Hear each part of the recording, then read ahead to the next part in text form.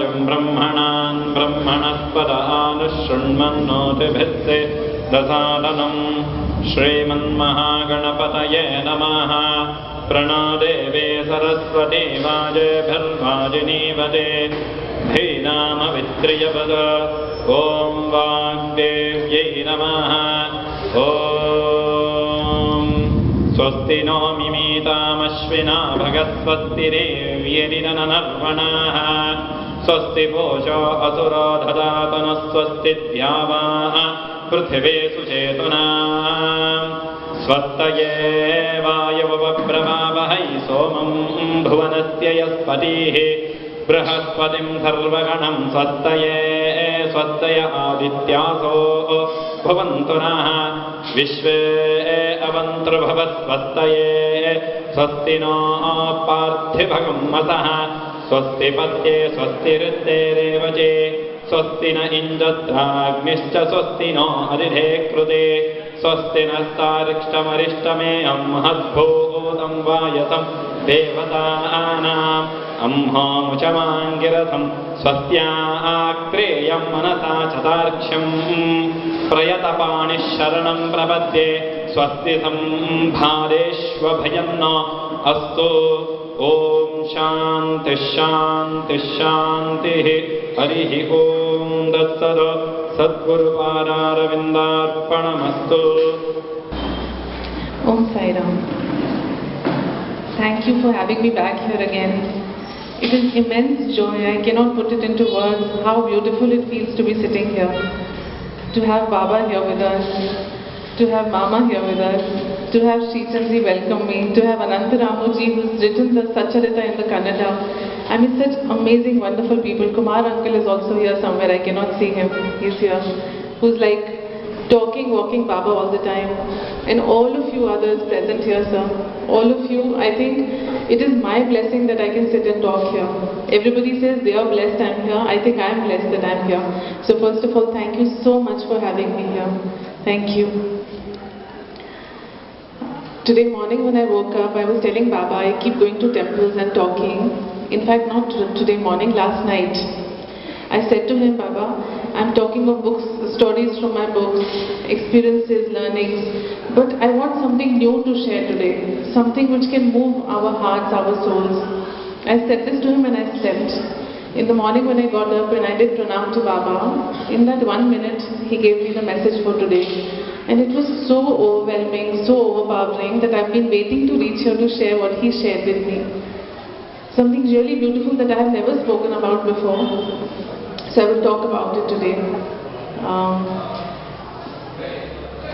I'm going to start with a story from the book because Baba has linked what I'm going to talk with that story. So we'll start with a little experience from the book and then I will explain Baba's teaching to you that he spoke about today. I'm going to talk about something that I have never spoken about in a temple before.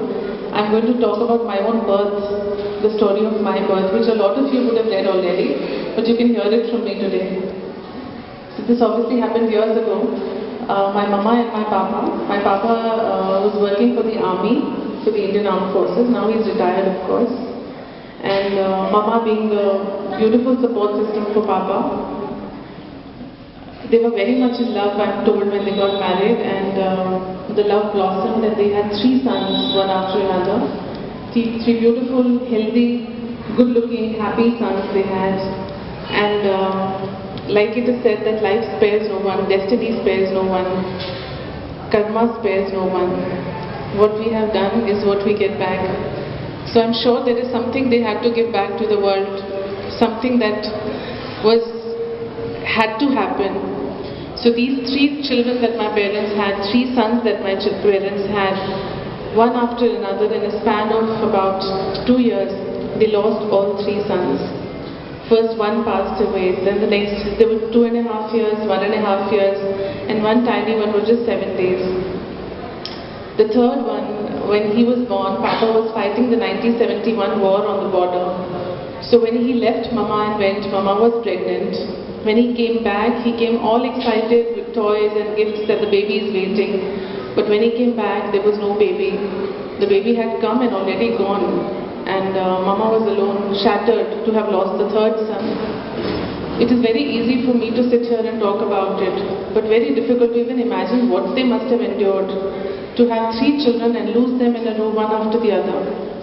The pain was obviously unbearable. But I think my father is a wonderful man. He just became Mama's complete support system, and he thought that I will not let her endure more pain. The doctors had said that you should not have a child. They could not understand what was happening. Medical science was not so advanced back then. So nobody knew what was happening really. The doctors just said, if you have another son, he will not survive for sure. And if you have a daughter, we are not sure. There is a possibility she may survive. We don't know. She may not survive. Now obviously after 3 such losses, they did not want to go through one more.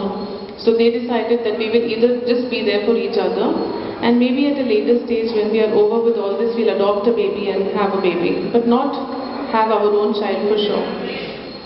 So they were living, cheering up each other. Papa put Mama for lots of hobby classes. He told her go for painting and arts, and Mama religiously, to keep him happy, she went. She learned a lot of things during that period. As this was going on, during that time, somebody came home to Papa to ask for some help. He had some work, he had come seeking help through some friends.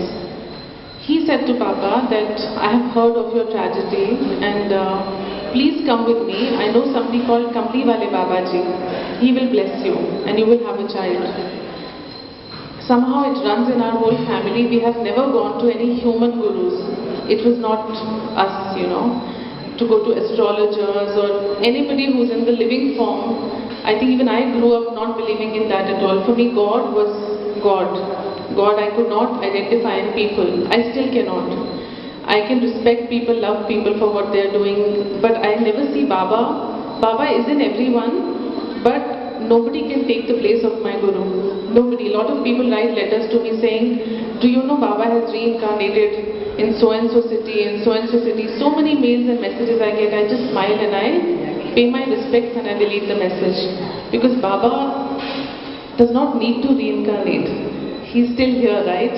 He's living amongst us. Why are we waiting for a reincarnation to come and happen? He does not have to reincarnate. He's never gone. He was there, he is there, he's going to always be there. So what reincarnation? So anyways, my Mama and Papa refused to go to the mandir.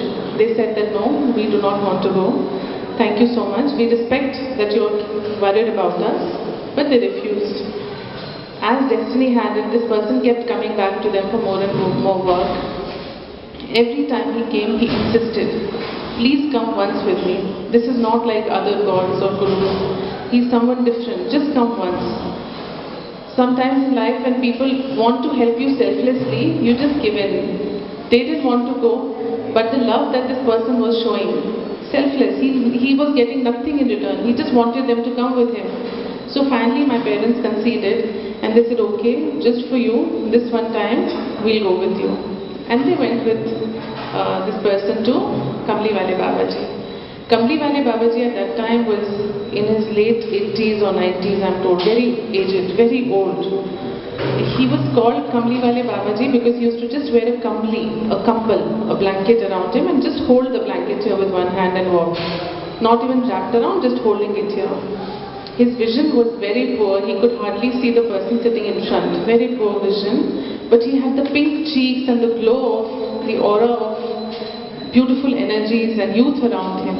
That was the way he was. Tall, robust, healthy, pink, but very old. Mummy Papa reached there and the who's who of the country was sitting there. The then Prime Minister was sitting there. But Mama and Papa were just not interested. They sat in one corner at the back that we have come because we had to oblige this person. We will just pay respects and go back. 1 hour went, 2 hours went, 2.5. Mama was getting impatient, Then she looked at Papa, that okay, enough. We had come for him, we've sat, let's just go.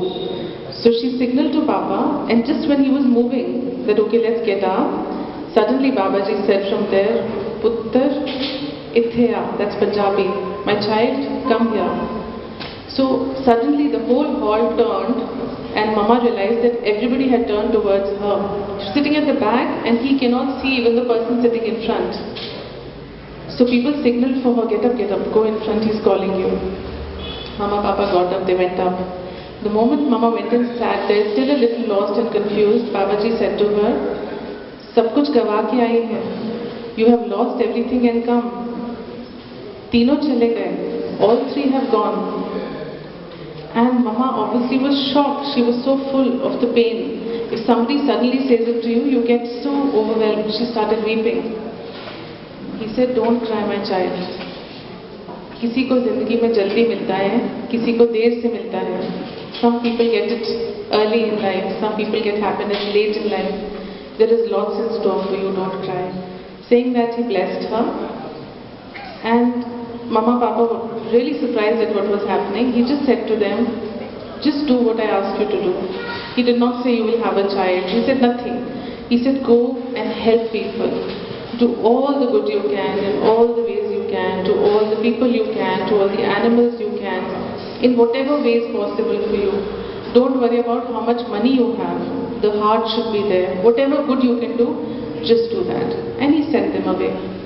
Mummy, Papa, completely, they would, when we say that in the Satcharita it is written by different people that when they saw Baba for the first time, somebody says the entire Srishti, nature merged into Baba and he assumed the form of the nature.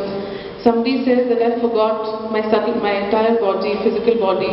The subtle body also got completely destroyed in his presence. Somebody just looked at him for hours and saw in him the Guru. Somebody saw God sitting there. Different people, different experiences. For me, Kamli Wale Baba may have a different name, but he was my Baba, nobody other. There is nobody else who could have blessed me to come into this world. So Babaji touched Mama, Papa's soul, I think, that day. They just went and they started doing all the good work that they could do.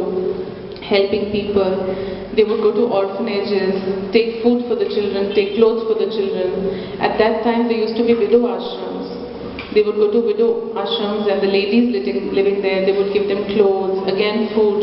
They went to gaushalas, fed cows. They planted trees, many, many trees, that when people eat the fruit, our child will be blessed. They set up several taps, drinking water taps and tanks in different places so that people on the roads drink. I am amazed at the kind of work my parents did. Even today as I sit here, I have not done 1/10 in my life, maybe not 1/100th in my life. I am into seva.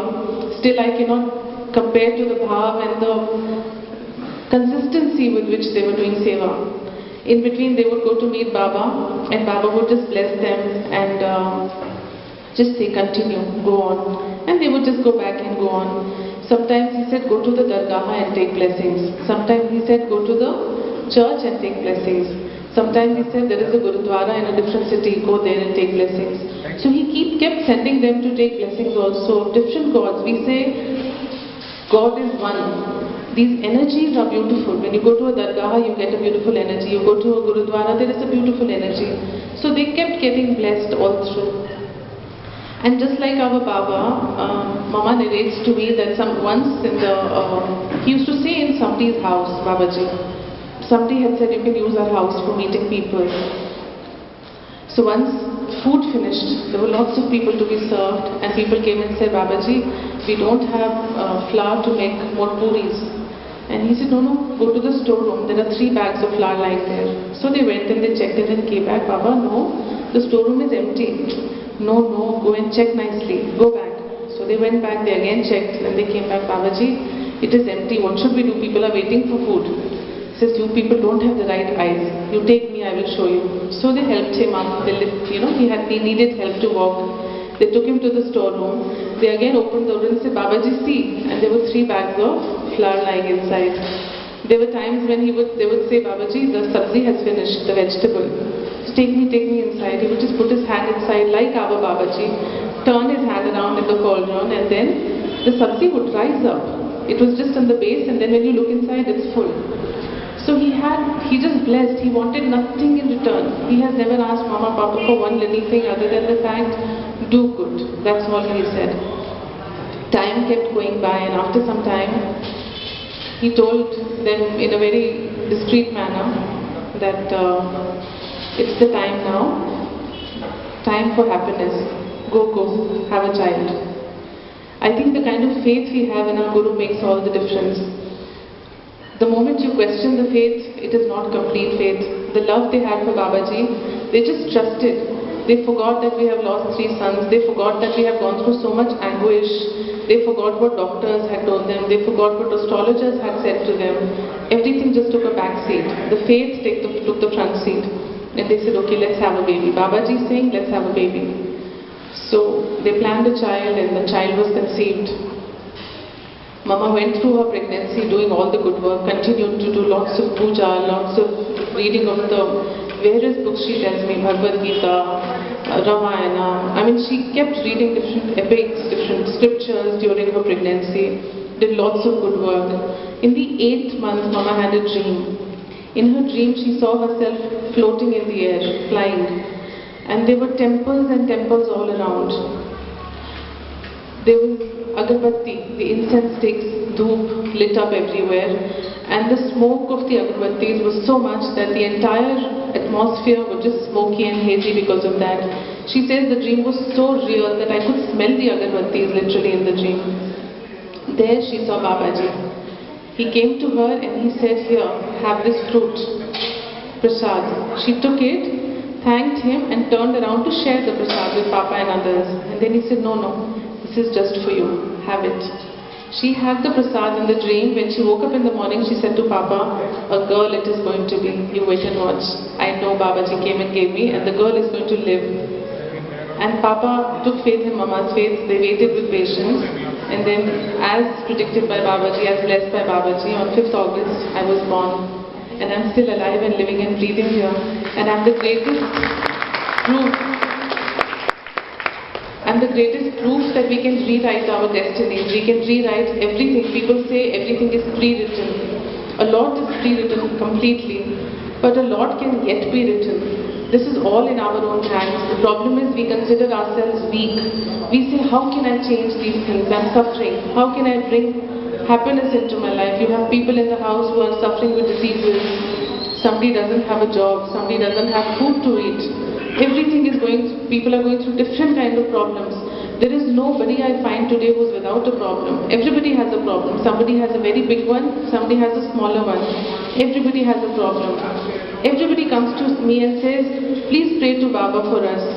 If you pray, he will listen. I always wonder, the father is sitting there, the mother is sitting there, ready to listen to you at every time. He's sitting here ready to listen to you every time. You really don't need people like me to go to him. I'm nobody. You just need your faith, your devotion, your love, your bhav, and he will listen. As far as rewriting destinies is concerned, we all know that good karma brings good karma.